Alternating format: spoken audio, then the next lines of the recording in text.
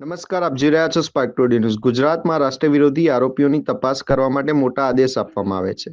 સમગ્ર મામલે વડોદરા શહેર પોલીસ કમિશનર નરસિંહા કુમારનું મોટું નિવેદન સામે આવ્યું છે. 30 વર્ષમાં પકડાયેલ રાષ્ટ્ર વિરોધી તત્વોનું ચેકિંગ અને ડોઝિયર આગામી 100 કલાકમાં તૈયાર કરવાનું રહેશે. રાજ્યના પોલીસ વડા વિકાસ સહાયે તમામ શહેર અને જિલ્લાના પોલીસ વડાઓને મહત્વપૂર્ણ તાકીદ કરી છે. સૂચના પ્રમાણે છેલ્લા 30 વર્ષ દરમિયાન ગુજરાતના વિવિધ પોલીસ સ્ટેશનમાં રાષ્ટ્ર વિરોધી પ્રવૃત્તિઓના ગુનામાં ઝડપાયેલ તમામ આરોપીઓનું સંપૂર્ણ ચેકિંગ અને વેરિફિકેશન પ્રક્રિયા પૂર્ણ કરવાની રહેશે.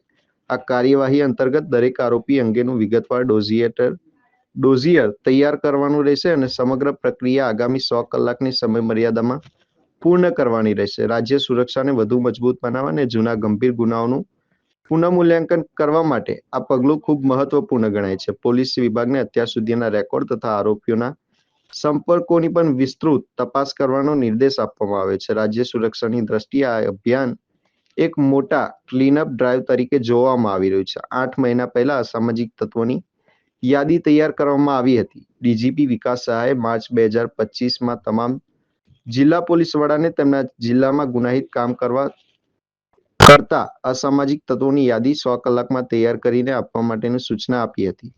જે તે સમયે ગુજરાત પોલીસે કુલ 7612 અસામાજિક તત્વોની યાદી તૈયાર કરી હતી. આ સમગ્ર મામલે વડોદરા શહેર પોલીસ કમિશનર નરસિંહા કુમારે જણાવ્યું છે કે દિલ્હી બ્લાસ્ટને લઈને વડોદરા શહેર હાઈ એલર્ટ મોડ પર છે. એક અઠવાડિયાથી અભિયાન ચાલી રહ્યું છે. એન્ટ્રી એક્ઝિટ પર વાહન ચેકિંગ, ઓએનજીસી તેમજ આઈઓસીએલ જેવી કંપની સાથે સુરક્ષાને લઈને બેઠક કરવામાં આવી છે. 100 કલાકમાં ઇતિહાસમાં બનેલ ઘટનાને ધ્યાનમાં લઈ અસામાજિક તત્વો સામે કાર્યવાહી કરવામાં આવી છે. વિવિધ ટીમો જેમ કે ડીસીબી, પીસીબી અને એસઓજીની ટીમ સહિત દરેક પોલીસ સ્ટેશનના પોલીસ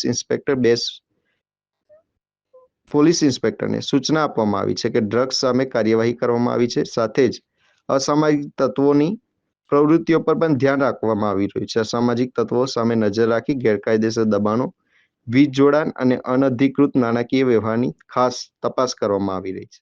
ગયા સોમવારે દિલ્હી ખાતે જે બ્લાસ્ટના બનાવ બન્યું છે, આના અનુસંધાને સમગ્ર દેશમાં વડોદરા શહેર, રાજ્ય અને અન્ય રાજ્યોમાં પણ એક આંતરિક સુરક્ષાને ધ્યાને રાખીને હાઈ એલર્ટ મોડમાં ચાલી રહ્યા છે.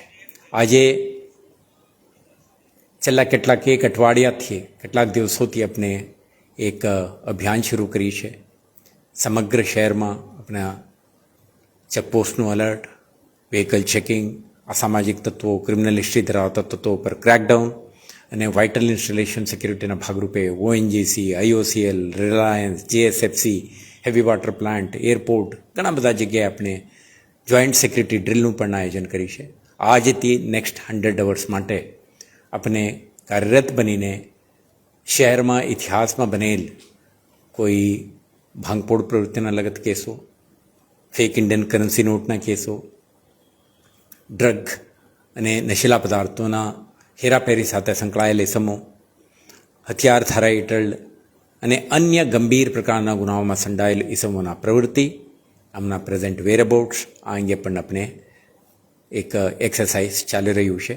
અને આવતા દિવસોમાં આવા તત્વો સામે આપણા કડક કાર્યવાહી કરવાના ઈરાદેથી શહેર પોલીસના તમામ ટીમો, ખાસ કરીને local police stations, LCB, DCB, PCB, એસઓજીના ટીમો કાર્યરત બનીને આવા તત્વો વિરુદ્ધ એમના પ્રવૃત્તિઓ નિયંત્રણ લાવવા માટે, કડક કાર્યવાહી કરવા માટેના ઝુંબેશ ઉપાડી છે. આપણી પાસે આવા તમામ ડેટાબેઝ તૈયાર જ છે. આપણે જાણીએ છીએ કે કયો વિસ્તારમાં રહે છે.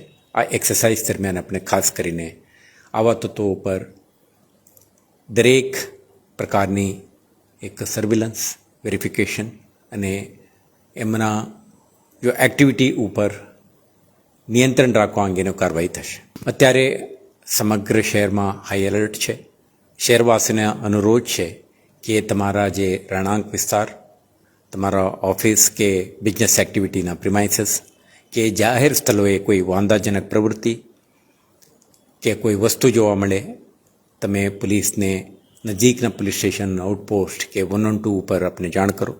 સાથે સાથે તમારા કોઈ હાઉસ પ્રોપર્ટી કે મિલકતને કોઈને ભાડા ઉપર આપવું હોય, કોઈને અપોઇન્ટમેન્ટ કરવું હોય, કોઈને તમારા ડોમેસ્ટિક કે ઇન્ડસ્ટ્રીયલ એકમોમાં અપોઇન્ટ કરવું હોય તો તમે એમના એન્ટિસિડન્ટ વેરિફિકેશન કરાવો. રેન્ટ એગ્રીમેન્ટને લોકલ પોલીસ સ્ટેશનને ઇન્ફોર્મ કરો, જેથી કરીને કોઈ એવા તત્વો જે શહેરના સુરક્ષા અને સલામતી માટે ખતરા છે, કોઈ આવીને અહીંયા વસાવટ ન કરે તે અંગે તાકેદારી રાખો. અને પોલીસ વિભાગને તમે સાથ સહકાર આપો તો આપણા એક સુરક્ષિત માહોલ બનાવી શકીએ. સિક્યુરિટી કોન્શિયસનેસ બને રહે તો પોલીસને એટલું આસાન રહે. તો અનુરોધ છે, એવા કિસ્સાને રિપોર્ટ કરો, પોલીસના સાથ આપો. આપણે અલર્ટ પ્રજા અને વિજિલન્ટ અને પ્રોએક્ટિવ પોલીસ ફોર્સ આપણા શહેરમાં સુરક્ષા કાયમ રાખવામાં સફળ રહેશે.